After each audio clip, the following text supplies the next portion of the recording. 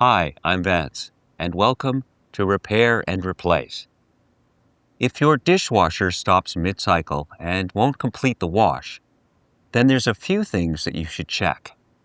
First, inspect the water level in the tub. If it's not draining properly, then that's likely the cause. You can try to force it to drain by pressing Start, then hit Cancel. This should engage the drain pump. You can also try another cycle, but check that the door latch is fully engaged. If either of these doesn't work, then you'll have to do some further tests. In this episode, first, we'll learn how it all works. Then, we'll test the door latch, drain pump, and circulation pump. Thank you to Frigidaire for sponsoring this video. Let's begin.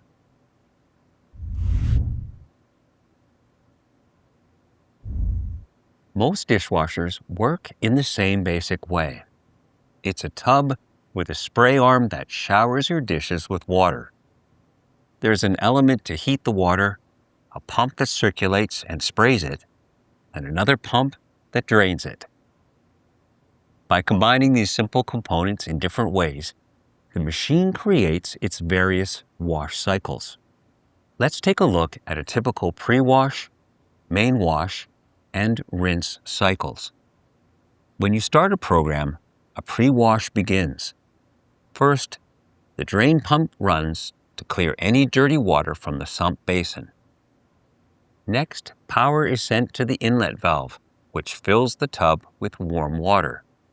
This cycle does not use detergent and is usually heated only through the hot water supply. Once it fills, the circulation pump forces the water through the spray arms. The spinning is driven by the water pressure. This washes away any large food particles. Next, the drain pump runs to purge the dirty water.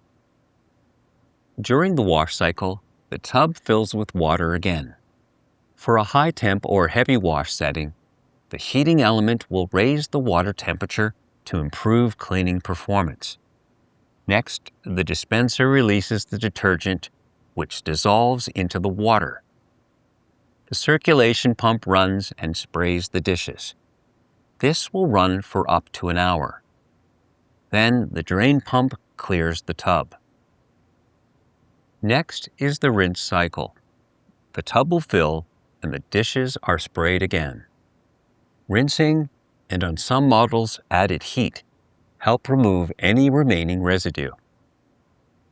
Finally, the tub is drained and the dishes dry. If the door latch is faulty, then the dishwasher might interrupt any of these cycles. A faulty circulation pump and low water pressure can also cause the cycle to stop. Now, if the drain pump fails and the tub can't drain, then the dishwasher will stop because it can't move on to the next step. To begin, you might need a screwdriver or nut driver, pliers, and a multimeter. You might also need channel lock pliers, an adjustable wrench, and a socket set. Keep in mind, there is some variation between models, and not all dishwashers will have the same parts. You can enter your model number on the Reliable Parts website to see a parts breakdown. This can be helpful to show you which parts are in your dishwasher and where they are located.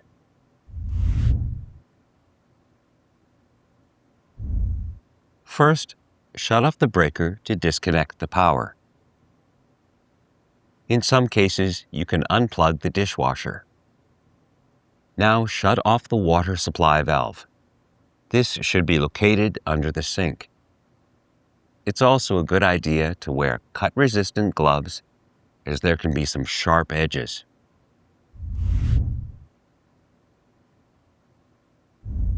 First, open the door. Now remove each of the mounting screws on the inner panel. There might be several larger screws. Remember where they go, as using the wrong screw in the wrong hole can damage the mount. Now remove the outer panel. The user control board and door latch are often located in an upper module. Now remove the mounting screws. Tilt the panel forward and disconnect the wire harness. And remove the module.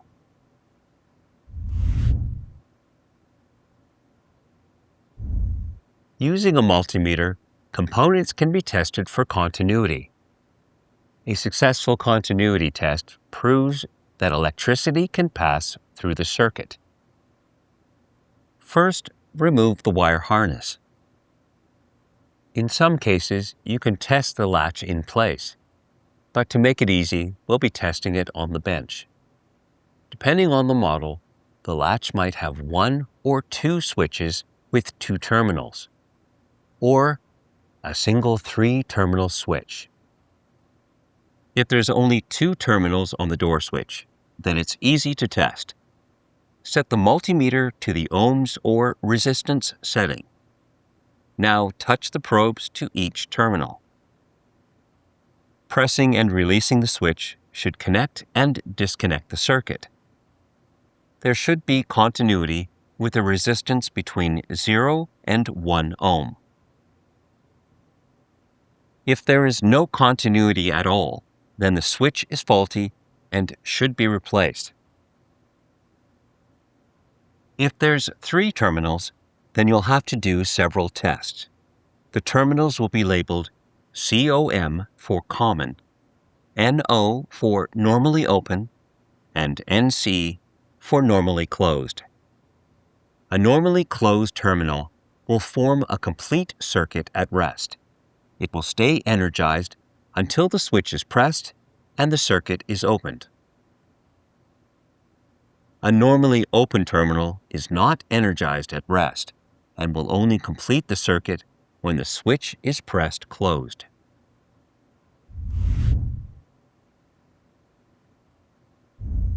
First, disconnect the wires. Unscrew the door latch from the mount. In some models, you might need to release a retaining tab. Now remove the latch. Align the new door latch into the mount. Next, tighten any mounting screws. Now reconnect the wires.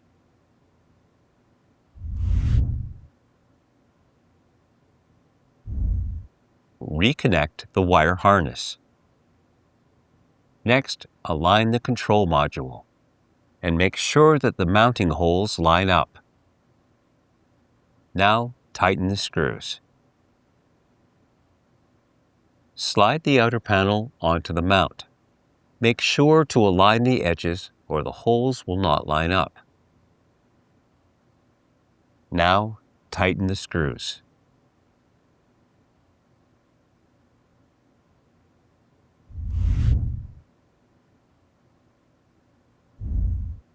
To access the components, you'll have to remove the dishwasher from the cabinet. These steps may vary depending on your model. Loosen the clamp to remove the drain hose from the sink. If there's a spring clamp, then you'll need to use pliers. Now feed the hose through the cabinet. Unscrew and remove the lower access panel. Next, unscrew the water supply line from the inlet valve. In some models, the valve is located in the back and is only accessible once you remove the dishwasher. Unscrew the cover to the junction box. Next, remove the wire nuts. Now unscrew and remove the ground wire. Unscrew the strain relief. Now remove the wires. Open the dishwasher door and remove the mounting bracket screws. You might need to adjust the leveling legs to lower the dishwasher. Now carefully slide the dishwasher out. To avoid scratching the floor, you can put a flat piece of cardboard or a drop cloth under the legs. Now tilt the dishwasher onto its back.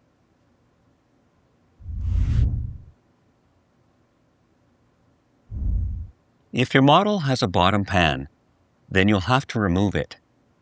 Remove any mounting screws. Now release any mounting tabs. Next, lift off the bottom pan.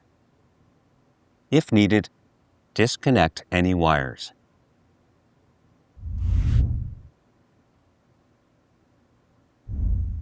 We can test the pump motor while it's still mounted in place. It's always best to take a picture of the wires for reference. Now disconnect the wires. Set your multimeter to the resistance setting. Touch each probe to each terminal. There should be a resistance reading of 10 to 100 ohms. If there is no continuity, an infinite reading, or a resistance in the millions of ohms, then the pump has failed and should be replaced. A continuity test will only show if the pump has failed electrically. It's still best to check to see if there's anything jammed or blocking the impeller. If the pump has failed the continuity test or does not spin freely, then it's best to install a new one.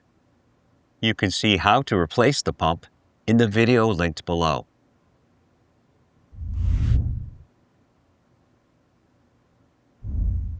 We can test the pump motor while it's still mounted in place.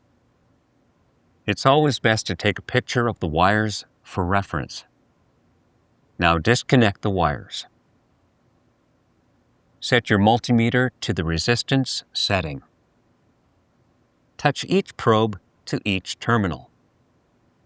If there's more than 2 terminals, then you'll have to test each pair. There should be a resistance reading of 10 to 100 ohms. You might get a different reading between each pair. If there is no continuity, an infinite reading, or a resistance in the millions of ohms, then the pump has failed and should be replaced. Some circulation pumps have additional terminals for a built-in heater. These will have a resistance reading of 10 to 30 ohms. A continuity test will only show if the pump has failed electrically. It's still best to check to see if there's anything jammed or blocking the impeller. If the pump has failed the continuity test or does not spin freely, then it's best to install a new one. You can see how to replace the pump in the video linked below.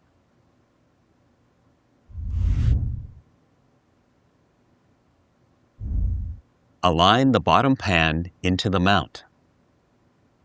Press in to lock the mounting tabs. Now tighten the mounting screws.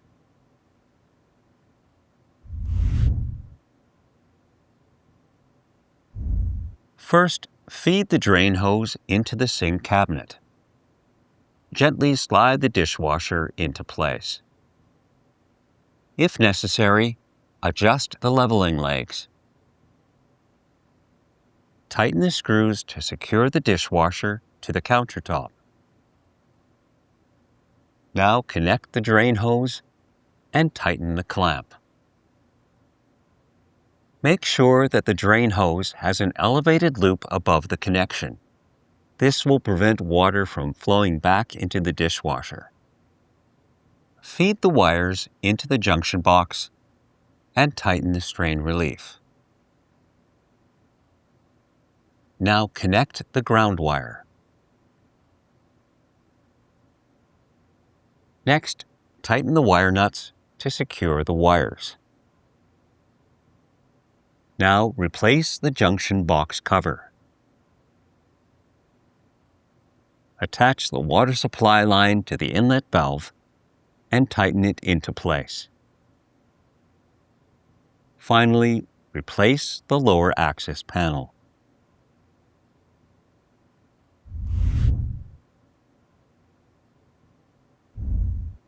Turn on the water supply. Next, reconnect the power. Now it's best to test the dishwasher to see if it's working properly.